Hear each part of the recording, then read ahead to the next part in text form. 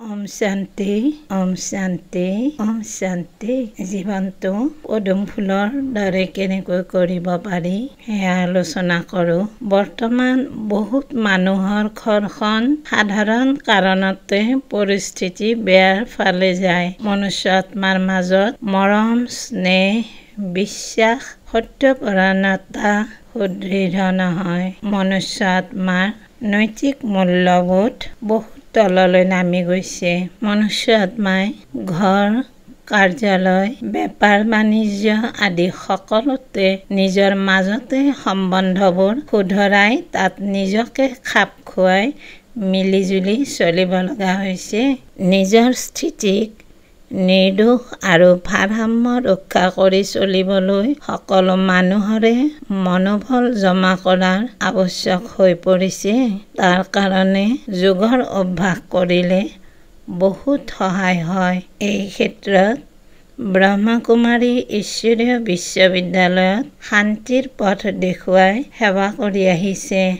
শান্তি আৰু পবিত্ৰতাৰ কাৰণে পৰমপিতা পৰমাত্মা শিৱ পিতাৰ লগত মনৰ সম্বন্ধ স্থাপন কৰিব লাগে। পৰমপিতা পৰমাত্মা শিৱ পিতাই শিকোৱা সহজ ৰাজযোগৰ দ্বাৰাই জীৱনটো কেনেকৈ পদুম ফুলৰ সমান কৰিব পাৰি তাক শিকিব পাৰি।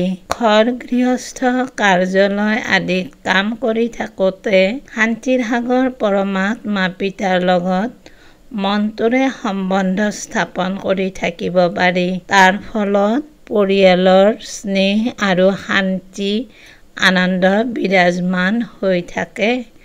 দিব্য জ্ঞানৰ দ্বাৰা মনুষ্য আত্মাই বিকাৰসমূহ ত্যাগ কৰে, সৎগুণ ধাৰণ কৰিবলৈ ধৰে।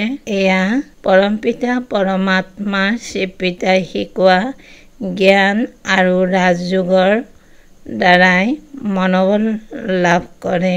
সুখ দুখত, নিন্দা স্তুতি আদি এইবোৰত কেতিয়াও প্ৰভাৱিত হ'ব নালাগে। এইবোৰ পৰিস্থিতি আহিলে সাক্ষী স্বৰূপত থাকিব লাগে। যেনেদৰে পদুম ফুলে পানীত থাকিও পানীৰ পৰা পৃথক হৈ থাকে। পদুম ফুলটোৰ শিপা, ঠাৰি, পাত থকা সত্ত্বেও পদুম ফুল সদায় সকলোৰে ওপৰত ফুলি থাকে। পদুম ফুল বোকাৰ মাজত থাকিলেও ফুলৰ গাত বোকা নালাগে।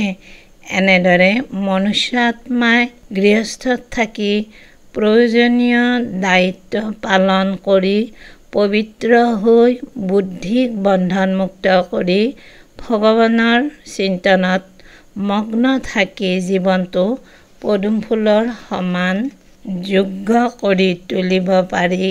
ইয়াৰ বাবে পৰমপিতা পৰমাত্মা শিৱ পিতাৰ লগত সম্বন্ধ ৰাখি সহজ ৰাজযোগৰ শিক্ষাৰ প্ৰয়োজন হয়। ধন্যবাদ। ওম শান্তি ওম শান্তি ওম শান্তি।